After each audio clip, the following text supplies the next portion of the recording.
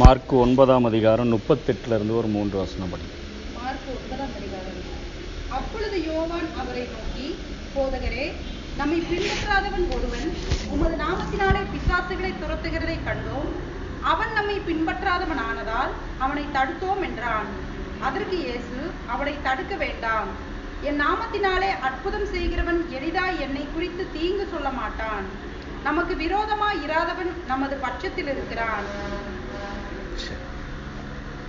அதாவது இந்த பகுதியை மீதி உள்ள பகுதியில் ஆண்டவராகிய இயேசு கிறிஸ்து ஒரு ஒருமனப்பாடை குறித்து அவர்களுக்கு போதிக்கிறதை பார்க்கிறோம். இப்போ யோவான் அவரிடத்துல ஒரு கம்ப்ளைண்ட் பண்ணுறான்.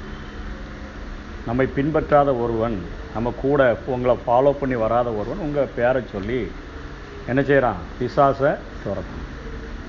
நாங்கள் என் கூட வராதனால நாங்கள் அவனை தடுத்தோம் என்று சொல்லுகிற காரியம்.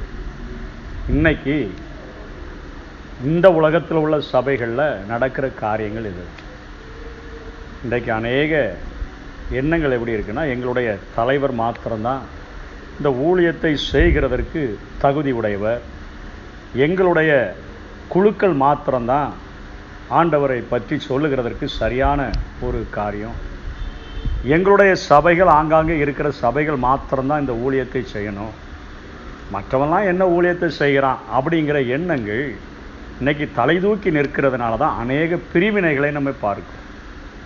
என் ஆடை அவன் கொண்டு போயிட்டான், ஏன் இவர் ஆடை இவர் கொண்டு போயிட்டார். இதெல்லாம் பிரச்சனைகளுக்கு காரணம் என்னென்னா, எங்கள் குழு, எங்கள் தலைவர், நாங்கள், எங்கள் சபை தான் ஊழியத்தில் பிரதானம், டாப் லெவல் அப்படின்னு சொன்னால், அப்படி சொல்லுகிற எண்ணமுடைய காரியங்கள், அதாவது குறுகின குழப்பத்தின் ஆவியை உடைய இந்த ஆவி அவருடைய சீஷர்களிடத்திலும் காணப்பட்டது. அதனால தான் ஆண்டவர் அவரை பார்த்து சொல்கிறார், எப்பா, நமக்கு விரோதியாக இராதவன் நம்முடைய பட்சத்தில் இருக்கிறான், அவனை தடுக்காத. என்ன கொஞ்சம் ஆழமாக இதை புரிஞ்சுக்கணும்னு சொன்னால், என்னாகமம் புத்தகத்தில் 11ஆம் அதிகாரத்தில் 24 29 வரையிலும் ஒரு சம்பவம் எழுதப்பட்டிருக்கு. என்னாகமம் 11ஆவது அதிகாரம் 24 29 வரையும் படிங்க பாப்போம். அப்பொழுது மோசே புறப்பட்டு கர்த்தருடைய வார்த்தைகளை ஜனங்களுக்கு சொல்லி ஜனங்களின் மூப்பரில் 70 பேரை கூட்டி 70 பேரை கூட்டியாச்சு. இப்போ இவர் மட்டும் தனியா ஊழியம் ஃபாலோ பண்றது கஷ்டமா இருக்குன்னு இப்போ அவருக்கு உதவி செய்யும்படியா 70 பேரை கூட்டி கூடாரத்தை சுற்றி ஆசரிப்பு கூடாரத்தை சுற்றிலும் அவர்களை நிறுத்தினான். கர்த்தர் மேகத்திலிருந்து இறங்கி அவனோட பேசி அவன் மேல என்ன ஆவியை வச்சிருந்தாரோ அதே ஆவியானவரை 70 பேருக்கு என்ன செஞ்சிட்டாரு? கொடுத்த அந்த ஆவியை அந்த 70 பேர்களுக்கும் கொடுத்தார். அந்த ஆவி அவர்கள் மேல் வந்து தங்கின மாத்திரத்திலே தீர்க்க தரிசனம் சொன்னார்கள். வேறு மனிதர்களாய் மாறிவிட்டார்கள். சாதாரணமான மனிதர்கள் தேவ ஆவியானவர் அவர்கள் மேல இறங்கி வரும் பொழுது அசாதாரணமான மனிதர்களாய் மாறிவிட்டார்கள். இதெல்லாம் ஓகே. இதுக்கு கீழே ஒரு சம்பவம் நடக்குது. படிங்க.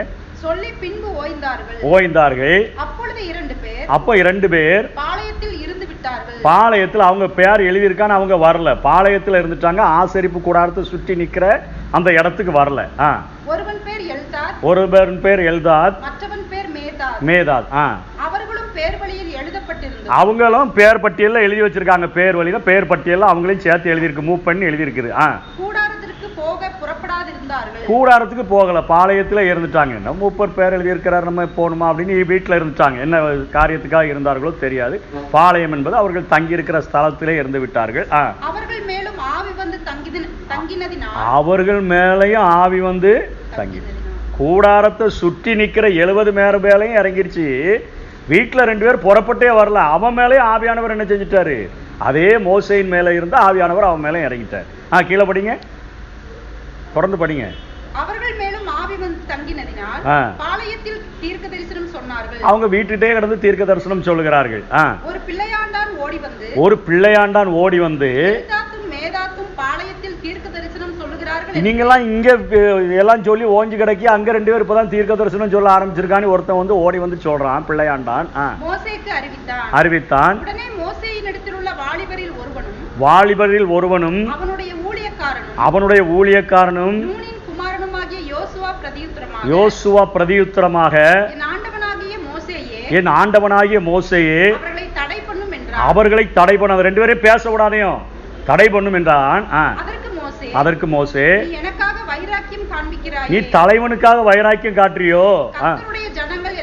கர்த்தருடைய ஜனங்கள் எல்லாரும் தீர்க்க தரிசனம் சொல்லத்தக்கதாக என் ஆசை என்ன தெரியுமா? இந்த 70+2 இல்ல, இங்க இருக்கிற எல்லா ஜனங்களின் மேலும் தேவன் தன்னுடைய ஆவியை இறங்க பண்ணினால் நலமா இருக்கு. இந்த யோசுவா யார் தெரியுமா? யாரு? மோசேக்கு அடுத்த தலைவர் இவர் தான். ஆண்டவர் மோசேயோடு கூட நான் இருந்தது போல உன் கூட அசிஸ்டன்ட் பாஸ்டரா இருக்கிறார். மோசேக்கு ஊழியக்காரர். இப்போ பாஸ்டர் இருக்கிறாரு, மோசே இருக்கிறாரு, அவருக்கு பக்கத்தில் அசிஸ்டன்ட் பாஸ்டர் என்ன ஆலோசனை கொடுக்குறாரு? நீர் அவர்களை தடை பண்ணணும், நீர் தான் ஊழியத்தை செய்யணும், நீர் தான் எழுப்பி நின்று பிரசங்கம் பண்ணணும், நீர் தான் கோலை வாங்கி நீட்டணும், நீர் தான் வாங்கி கண்மலையில் அடிக்கணும், நீர் தான் வேண்டுதல் செய்யணும், நீர் தான் ஆவியை பெற்றவர், உம்மை தவிர வேற எவனும் இருக்கக்கூடாது. இப்போ 70 பேரை நீர் கொடுத்துருக்கிறீரா? 70 மேலே அதையும் வேணால் நான் ஏற்றுக்கொள்ளுகிறேன், அசிஸ்டன்ட் பாஸ்டராகி நான் ஏற்றுக்கொள்ளுகிறேன்.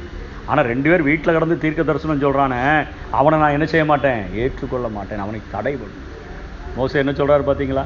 எனக்காக இன்னைக்கு தலைவனுக்கும் ஸ்தாபனத்துக்கும் வைராக்கியம் பாராட்டுகிற விசுவாசிகளுக்கு எச்சரிப்பாக இந்த சத்தியங்கள் எழுதப்பட்டிருக்குது. எங்க ஆளு தான் உயர்ந்தவர், அவர் தான் சூப்பர் ஆளு, சூப்பர் ஸ்டார் அவர் தான் சொல்லி அவரை தூக்கி உயர்த்துகிறோம். எங்கள் சபையை போல சபை இந்த உலகத்திலே இல்லை என்று சொல்லுவோம். ஆண்டவருக்கு இது பிடிக்கிறதில்லை. அவருடைய நாமத்தை சொல்லுகிற எனக்கு விரோதியாயிராதவன் என் பட்சத்தில். கடைசி நாட்களில் இந்த பிரிவினை இருந்துச்சுன்னா பரிசுத்த ஆவியானவர் முன்மாரியை ஊற்றினது போல பின்மாரியை ஊற்றுங்கன்னா ஊற்றவே மாட்டார். எங்கே ஒரு மனமோ அங்கே தான் ஆவியானவர் இறங்கி வருவார். 120 பேரும் ஒருமனப்பட்டு மேல் வீட்டறையில் கூடியிருந்த பொழுது அவர்கள் மேல் ஆவியானவர் இறங்கினார். இடம் அசையத்தக்கதாக. இன்னைக்கு இறங்குகிற இப்படிப்பட்ட பிரிவினைகளோடு கூட இருந்து கொண்டு இறங்குகிற ஆவிகளில் சந்தேகம். ஒரு மனது எங்கே ஆவியானவர் இருக்கிறாரோ அங்கே ஒரு மனது கட்டாயம் வந்துடும். ஒரு மனம் வந்துடும். நீயும் சபைதான், நீயும் மனவாட்டி தான், மனவாட்டிகள் அல்ல, நீயும் மனவாட்டி தான். இந்த ஸ்தாபனத்துக்கு கீழே ஊழியம் செய்கிற நீயும் மனவாட்டி தான், அந்த ஸ்தாபனத்துக்கு கீழே வேலை செய்கிற நானும் மனவாட்டி தான், அந்த சபையின் கீழே இருக்கிற இந்த விசுவாசி நீயும் மனவாட்டி தான், நானும். எக்கால சத்தம் ஊதும்போது உனக்கும் கேட்கும் எனக்கும் கேட்கும். நீ அந்த சபையா இருந்தா என்ன, இந்த சபையா இருந்தா என்ன, நம்ம எல்லாரையும் கிறிஸ்து இயேசு தன்னுடைய சொந்த இரத்தத்தினாலே சம்பாதித்த சபை. அவருடைய சொந்த இரத்தத்தினால தான் சபையை சம்பாதித்திருக்கிறார். ஏன் ஜப வான் ஜப இல்லை, எல்லாம் கிறிஸ்துவின் சபை. பாஸ்டர் ரத்தம் சிந்தலை, மூப்பர்கள் ரத்தம் சிந்தலை, அங்கே இருக்கிற அசிஸ்டன்ட் பாஸ்டர் ரத்தம் சிந்தலை. இயேசு கிறிஸ்துவின் இரத்தத்தினால நாம் விலையேறப்பட்ட இரத்தத்தினாலே மீட்கப்பட்டு கர்த்தருடைய இரத்தத்தினாலே உண்டான சபை. அப்படிதான் வேதம் சொல்லுது. அவருடைய தன்னுடைய சொந்த இரத்தத்தினாலே சம்பாதித்த சபையில் பிரிவினைகள் இருக்கக்கூடாது என்பதில் ஆண்டவர் என்ன செய்கிறார்? அவ்வளோ வைராக்கியப்படைகிறார். நம்ம தான் போட்டு ஒட்டவே மாட்டேங்கிறான். அங்கேருந்து அவர் வாராருன்னா இவன் இப்படி திரும்பிட்டு போயிடுறான். என் ஆடில் 2 பேர் திரும்பிட்டு போனார், இவர் வாராரு, இவரை நான் பார்க்க மாட்டேன். பரலோகத்தில் எப்படியா பார்க்க போறீங்க? அநேக பிரிவினை, அநேக குளறுபடி, அநேக போராட்டங்கள் யோவானிடத்திலே இருந்தது. இயேசு பிரதானமாய் அழைத்து செல்கிற யோவாட்டே காணப்படுது. அங்கே மோசையின் கூடவே இருந்த யோசுவாவின் இடத்திலே காணப்படுது. இன்றைக்கு அதே நிலைமையை தான் சாத்தா உண்டு பண்ணி வச்சிருக்கிறார். சபைகளை ஒன்று சேர விடாமல், ஒரு கூட்டாக சேர்ந்து ஜெபிக்க முடியாதபடி, கூட்டாக சேர்ந்து ஆலோசிக்க முடியாதபடி, தலைவர்கள் ஒன்று சேர்ந்து இணைந்து செல்ல முடியாதபடி, இது ஏன் இதுன்னு சொல்லி சண்டைகள். இதை ஆண்டவர் வெறுக்கிறவராக இருக்கிறார். இன்னொன்று புதிய ஏற்பாட்டில் கூட இன்னொரு சம்பவத்தை பார்க்கலாம். 1 கொரிந்தியர் 1ஆம் அதிகாரம் 10 13 வரை பவுல் கொரிந்து சபைக்கு என்ன எழுதுகிறார் படிங்க பாப்போம். 1 கொரிந்தியர் 1ஆம் அதிகாரம் 10 13 வரை. சகோதரரே, நீங்க எல்லாரும் ஒரே காரியத்தை தான் பேசணும், ஒரு காரியத்தை பேசவும், பிரிவினைகள் இல்லாம ஏக மனதும் ஏக யோசனை. ஏக மனது ஏக யோசனை, ஒரே மனசு இருக்கணும், ஒரே யோசனை இருக்கணும். ஏக மனதும் ஏக யோசனையும் உள்ளவர்களாய் சீர்பொருந்தி இருக்கவும் வேண்டும் என்று நம்முடைய கர்த்தராகிய இயேசு கிறிஸ்துவின் நாமத்தினாலே உங்களுக்கு புத்தி சொல்லுகிறேன். ஏன் சொல்றேன் அந்த புத்திய? என் சகோதரரே, உங்களுக்குள்ளே வாக்குவாதங்கள் உண்டென்று குலேவேயாளின் வீட்டாரால எனக்கு ஒரு பிராது வந்திருக்குது, ஒரு கம்ப்ளைண்ட் வந்திருக்குது. உங்களை குறித்து எனக்கு அறிவிக்கப்பட்டது. உங்களில் சிலர் சிலர் நான் பவுலை சேர்ந்தவன் பவுல் தான் பெரிய ஆளு, அவர் தான் பெரிய ஊழியக்காரர், அவர் தான் நிறைய பயங்கரமா ஊழியம் செய்யறாரு, நான் பவுலை சேர்ந்தவர், அப்போலதான் பெரிய ஆளியா, இவர் 1000 வச்சிருந்தா அவர் 2000 வச்சிருக்கிறாரு, இவர் 5 சபை ஆராதனை நடத்தினா 7 நடத்துறாரு, அப்போலோ பெரியவன் என்றும் நான் பேதுரு தான் பிரதானமான அந்த கல்லின் மேலதான் என் சபையை கட்டுவேன் இயேசு சொன்னார், அதனால நான் பேதுருவை சேர்ந்தவன் என்றும் நான் கிறிஸ்துவன் 3 பேரையும் சேரல, கிறிஸ்துவை சேர்ந்தவன் என்றும் சொல்லுகிறபடியால் நான் இப்படி சொல்லுகிறேன். பாத்தீங்களா, புதிய ஏற்பாட்டு சபையில இதே பிரிவினை. பவுல் ஹீரோங்க, அவர் தான் ஹீரோ. அப்போலோ ஹீரோங்க, அவர் தான் ஹீரோ. பேதுரு தாயா பெரிய ஆளு, அப்படியே நடந்து போன நிழல் பட்டாலே சோகமாகுதுங்க. ஏங்க அவரு பவுல் குறைஞ்சவராங்க, பெல்ட்டை கழட்டி போட்டு போயிருந்தார், தூக்கி வியாதியஸ்த மேலே போட்டால் அவன் டப்புன்னு எழுப்பிட்டாங்க. அவர் மேல் வீட்டிலிருந்து பவுல் பிரசங்கம் பண்ணார், ஒருத்தன் சன்னல் வழியா கீழே வந்து அப்படியே அணைச்சார், உடனே உயிரோட வந்துட்டாங்க. அவர் தான் பெரிய ஆள். அப்போலோ என்னையா ஊழியம் செஞ்சான்? அப்போலோ நடதானே செஞ்சான். பவுல் சொன்ன நான் நட்டேன், அப்போலோ நீர் தானே பாய்ச்சினாரு, சத்தியத்தில் தேர்னவனாக தானே மாற்றினார். அதே பிரிவினைகள் கொரிந்து சபையில் என்ன செய்யப்படுகிறது, காணப்படுது. அந்த எண்ணங்களை மூட்டை கட்டி தூக்கி என்ன செய்யணும், வெளியே போகணும். வெளியே போயிடக்கூடாதுன்னு பாஸ்டர்கள் கையாளுகிற அநேக திருட்டுத்தனமான உபதேசங்கள் அது. சிலது நம்ம எல்லாத்தையும் எல்லாருமாய் கண்டதையும் மேயக்கூடாது, ஆனால் நல்ல சத்தியங்கள் நல்ல கூட்டங்களுக்கு கூட என்ன செய்யறதில்லை, விடுறதில்லை, தடுத்துடுறது. இருந்து பாஞ்சிருவானோ அங்கே அப்படின்னு சொல்லி ஆடை பாதுகாக்கிறாராமா இருக்கு. நம்ம எல்லாருக்கும் ஒரே நோக்கம் இருக்கணும், பரலோகம் போகணும். இன்னைக்கு ஒரு பெட்டி செய்கிறோன்னா கார்கேஷன் ஓட்டுறவர்லேருந்து வண்டியில் ஓட்டி கொண்டு போய் இறக்குறவர் வரைக்கும் இந்த கம்பெனியில் பெட்டி கொடுத்தா தான் பணம் கிடைக்குங்கிற ஒரு நோக்கத்தோடு கூட என்ன செய்யணும் வேலை. ஓட்ட சொல்லியிருக்கிறாருண்டா ஓட்டி வைப்பேன் அப்படின்ட்டு அங்கே இப்போ அப்படியே அங்கங்கே தேங்கிச்சுன்னு என்ன செய்யாது, ஒன்றும் தேர. எல்லாம் ஒரு மனம், ஏக மனம், ஏக சிந்தை. எல்லாரும் அந்த பெட்டி டெலிவரி ஆகி அங்கே கொடுக்கப்பட்டு பணம் வாங்குகிற வரையிலும் ஒரு கடைசி பணி நம்ம போய் நம்மளோ விக்டர் சாரோ போய் கலெக்ஷன் பண்ணுற வரைக்கும் இருக்குது. ஸோ அதனால் நமக்கு என்னென்ன பணிகளில் நம்ம வைக்கப்பட்டிருக்கிறோம், உள்ளத்தின் ஆழத்தில் ஒரே ஒரு எண்ணம் இருக்கணும், எல்லாரும் கிறிஸ்துவின் சபையாகிய நாதான் மனவாட்டி, அவன் வேற அப்படின்னு நம்ம சொல்லக்கூடாது. அந்த சபை வேறங்க, அது வராது, நாங்கள் தான் போவோம். எங்கள் சபையில் தான் சூப்பராக அங்கே காத்திருப்பு கூட்டம், அந்த கூட்டம் இந்த கூட்டம், விசுவாசம் பாஸ்டிங் ப்ரேயர்லாம் சரியாக நடத்திடுறாரு, அவர் தாங்க இப்படி இருக்கிறார். வேற எனக்கு விரோதியாக இராதவன் என் பட்சத்தில் இருக்கிறான், அவனை தடை செய்ய வேண்டாம் என்று இயேசு சொல்கிறதை பார்க்க. கீழே வாங்க, என்ன அடுத்த பகுதிக்கு வந்துருங்க பார்ப்போம். போதும் இது. 39 அது ஆண்டவர் சொல்லிட்டார், அவனை தடுக்க வேண்டாம், என் நாமத்தினால அற்புதம் செய்கிறவன் சுலபமாக என்னை குறித்து நம்ம தீங்கு சொல்ல மாட்டான், நமக்கு விரோதியாகிறாதவன் நமது பட்சத்தில் இருக்கிறான் அப்படின்ட்டு அவங்களுக்கு ஒரு சின்ன எக்ஸாம்பிள் கொடுக்குறார். இந்த சீசருக்கு எப்போ யோவானே உனக்கு கூட ஒரு கலசம் தண்ணீர் குடிக்க கொடுத்தா நான் பின்பற்றணும்னு கூட அவசியம் இல்லை, ஒரு கலசத்தில் தண்ணி கொடுத்தா கூட அவன் அதனுடைய பலனை அடையாமற் போகான் என்று மெய்யாகவே உனக்கு சொல். நீ பேய் விரட்டினாதனால அல்லப்பா, ஒரு கலசம் தண்ணி கொடுத்தா கூட அந்த சீசன் என்னும் நாமத்தின் நிமித்தம் ஒருவனுக்கு சீசனுக்கு என்ன பிரதிபலன் கிடைக்குதோ கலசம் தண்ணி கொடுத்தவனுக்கும் அந்த பலன் தருவேன். மற்ற சுவிசேஷங்களை இன்னும் கொஞ்சம் கிளாரிட்டியாக இருக்கு, தருவேன் என்று இயேசு சொல்லி அந்த சம்பவம் என்ன செய்து முற்று பெறுகிறதை பார்க்கிறோம். ஒரு மனம் வேணும், ஏக மனது வேணும், ஏக சிந்தனை வேணும். அவனை சேர்ந்தவன் இவனை சேர்ந்தவன், யோவான் ஸ்நானகனுக்கு சீசன், இயேசுவுக்கு சீசன், பரிசேயனுக்கு சீசன், சதிசை வேண்டவே வேண்டாம், பிரிவினை வேண்டாம். சொந்த ரத்தத்தினால சம்பாதித்த சபைங்கிற எண்ணம் தான் எந்த சபைக்கு போனாலும் நமக்கு இருக்கணும். என் பாஸ்டர் என்னை சம்பாதிக்கலையா, என் இயேசு கிறிஸ்து தன்னுடைய சொந்த ரத்தத்தினால என்னை சம்பாதிச்சு வச்சிருக்கிறார் அப்படிங்கிற ஒரு எண்ணம் நமக்குள்ளேயும் நடத்துகிறவர்களுக்குள்ளே என்ன செய்யணும் இருக்கும். அதைத்தான் இயேசு. என்பது இப்போ 42க்கு வந்துருங்க பார்ப்போம். 41 இடரல் உண்டாக்குனா கூட என்ன செய்ய மாட்டேன், உதவி செஞ்சு ஆசீர்வதிப்பேன். இடரல் உண்டாக்குனா அவனுடைய கழுத்துல எந்திரக்கல்லை கட்டி அவன் தள்ளி விடுகிறது நலமா இருக்கும். அவனுக்கு சமுத்திரத்தில் கல்லை கட்டி போட்டுரு, இல்லைன்னா கூட திடீர்னு நீச்சல் கீச்சல் தெரிஞ்சா மருந்து மேலே வந்துடுவான், கல்லை கட்டி உள்ள போட்டுரு, அப்படியே முங்கி சாவட்டுன்னு சொல்றேன்.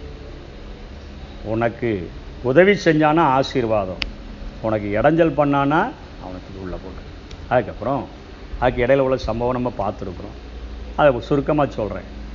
நரக அக்கினியின் வேதனையை விட ஒரு மனிதன் தன்னுடைய கையை வெட்டி தூக்கி தூர போட்டு வாழ்கிறது அந்த வேதனை சுலபமாக இருக்குன்னு சொல்கிறேன். உன் கை உனக்கு இடரல் உண்டாக்கினால் அதை தரித்து போடு, 2 கை உடையவனாய் நீ நரகத்துக்கு போகிறதை பார்க்கிலும் ஒரு கை உடையவனா. அதுக்காக நம்ம வெட்டி போட்டாப்போ ஒருத்தருக்கும் கையே இருக்காது, எல்லாம் மொட்டை கையாக தான் அணையணும். எல்லாம் அவ்வளோ சேட்டை பண்ணியிருக்கிறோம் நம்மலாம். நம்ம பார்க்குறதுக்கு தான் பெரிய ஆளாக தெரியும். அதே போல் உன் கால் உனக்கு இடர் உண்டாக்கினால் என்ன செய், வெட்டி போட்டுரு. ஒரு காலை வெட்டி போட்டால் இன்னொரு காலம் தவுண்டாவது பேருவோம் நம்ம. அதே போல் உன் கண் இடர்கள் உண்டாக்கினால் என்ன செய், பிடுங்கி போட்டுரு. இன்னொரு கண் அங்கே தான் இருக்குது, அதை வச்சும் பார்க்க தான் செய்வோம். நொல்ல கண்ணை வச்சே பார்க்குற ஆளுக்கு. அப்போது கண்ணு, காது, காலு, கண்ணு இவைகளை பிடுங்கி போட்டால் ஒரு சரீரத்தில் எவ்வளோ வேலை. ஒரு காலில் முள்ளு குத்துறா கூட ஐயோ அப்படின்னு கத்திடணும். ஒரு லேசாக ரத்தம் வந்தாலே வலி தாங்க முடியறதில்ல. அடிபட்டுருச்சுன்னா நமக்கு அவ்வளோ வேதனை உண்டாகும். அந்த வேதனையை பார்க்கிலும் பல மடங்கு வேதனை அங்கே அக்கினி அவியாமலும் புழு சாகாமலும். கெகனா அவர்களுக்கு, கெகனாங்கிறத அவங்களுக்கு தெரியும். எருசலேமின் பின்பாக இப்படியே குப்பை மேடாக கிடக்கும். அந்த குப்பை மேடை சொல்கிறார். அதே போல தான் அங்கே அக்கினி பரலோகத்தில் எரிஞ்சிக்கிட்டே இருக்கும். அங்கே இருக்கிற புழு அக்கினியில் நினச்சி அது சாகாது, உன் சரீரமும் சாகாது. உன்னை உயிரோடு கூட எழுப்பி எங்கே கொண்டு தூக்கி போட்டுருவேன், அங்கே கொண்டு போட்டுருவேன்.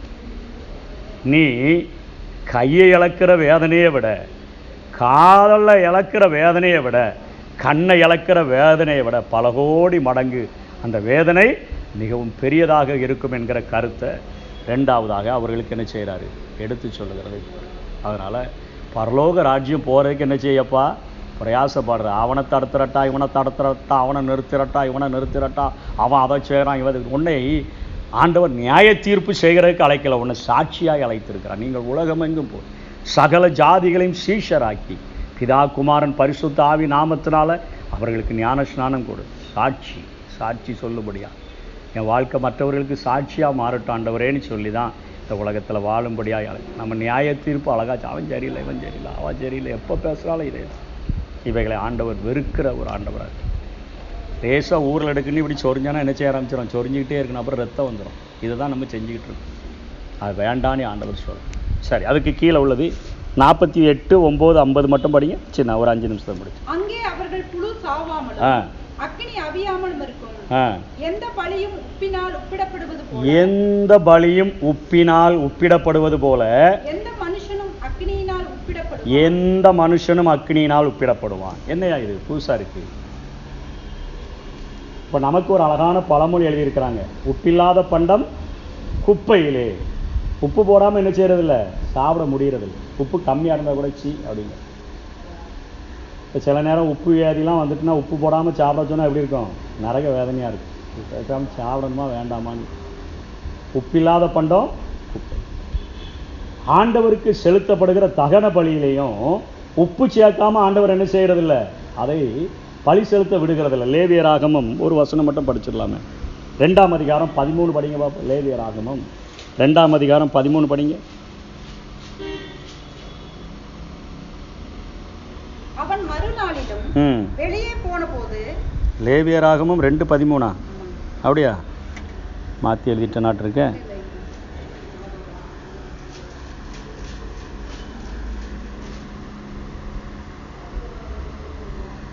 நீ படைக்கிற எந்த போஜன பலியும், நீ படைக்கிற எந்த போஜனம்னா சாப்பாட்டு பலியும் உப்பினால் சாரமாக்கப்படுவதாக. உப்பு போடு அப்படின்னு சொல்றாரு. உப்பினால சாரமாக்குறனா உப்பு சேர்த்துரு அப்படின்னு சொல்றாரு.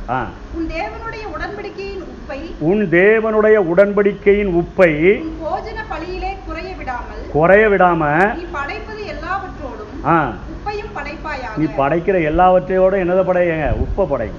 நம்ம எல்லாத்துக்கும் டீ இனிப்புகளுக்கு தான் உப்பு போடுறது இல்லை இல்லையா, மற்ற எல்லாத்துக்கும் சாப்பிட்ற எல்லாத்துக்கும் உப்பு போட்டு ஆண்டவர் போஜன பலிகள் எல்லாவற்றிற்கும் என்ன செய்ய சொல்றாரு, உப்பை சேர்த்து தான் போட்டு பலி செலுத்தணும், பலியிடணும், உப்பை சேர்க்கணும் அப்படின்னு சொல்றாரு. எசேக்கியேல் 43:24 நானே சொல்லிடுறேன். ஒரு பழுதற்ற இளங்காளையை கர்த்தருடைய சந்நிதியில் பலியிடுவாயாக. ஆசாரியர்கள் அவைகளின் மேல உப்பு தூவி அவைகளை கர்த்தருக்கு தகன பலியாக இடக்கடவர்கள். உப்பு இல்லாம எந்த ஒரு பலியையும் என்ன செய்யக்கூடாது, செலுத்தக்கூடாது. இப்போ இனிமே திரும்ப இந்த வசனம் படிங்க, 48 படிங்க. இங்கே மத்தேயுக்கு வந்துருங்க. மத்தேயுல இப்போ மார்க்கில் இல்லை 49 படிங்க. எந்த பலியும் உப்பினால் உப்பிடப்படுவது போல, எந்த பலியும் உப்பினால் உப்பிடப்படுவது போல எந்த மனுஷனும் அக்கினியினால் உப்பிடப்படுவான். அக்கினியினால உப்பிடப்படும். அக்கினி 2 அக்கினி நம்மளை ஒப்பிடும். 2 அக்கினி. ஒரு அக்கினி நம்ம இந்த பூமியிலேயே வாழ்கிறோம் பார்த்தீங்களா? இந்த பூமியிலே வாழும் பொழுது நம்ம பரிசுத்தமாக இருக்கிறோமா, நம்ம கிரியைகள் சரியாக இருக்குதா அப்படின்னு சொல்லி ஆண்டவர் சோதிக்கிறதற்கு சோதனை என்கிற ஒரு அக்னியை நம்ம மேலே என்ன செய்கிறாரு? அனுப்புகிறதா பார்க்கும். சகரியா புத்தகத்தில் பார்த்தோம். ஒரு வெள்ளியை புடமிடுகிறதற்கு நல்லா அப்படியே பயங்கரமாக ஹீட் ஆக்கின அந்த சூளைக்குள்ளே வெள்ளியை உட்கார வச்சு அது பியூர் ஆகிற வரையிலும் பக்கத்தில் உட்காந்து என்ன செய்கிறார்? விட்டுட்டு போகலை, உருகி பூத போயிடும். அப்படியே அந்த பக்குவம் அடைகிற வரையிலும் இருந்து பார்ப்பது போல ஒவ்வொரு மனிதனுடைய வாழ்க்கையை சோதனை என்கிற அக்கினியினால் ஆண்டவர் என்ன செய்கிறார்? புடமிட்டு பார்க்கிறார். நீங்களாவே அடிச்சு விட்றீங்களா அப்படின்னு நினச்சிடாங்க. யோவான் 15ஆம் அதிகாரம் 18 21 வரை படிக்க பார்ப்போம். யோவான் 15ஆம் அதிகாரம் 18 21 வரை.